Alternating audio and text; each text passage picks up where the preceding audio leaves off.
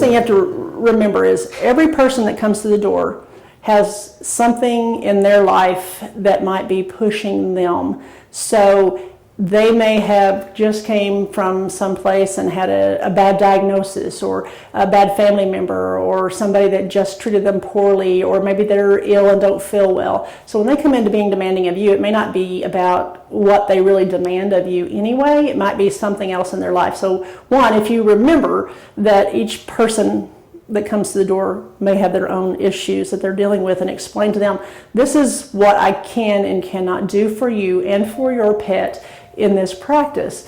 Again, being honest and being open with them, and when they're really being pushing, if it comes to the point you're uncomfortable with what they're demanding of them, you can quite simply let them know, this is the boundary of what I can do, and this is the boundary of what I can't do.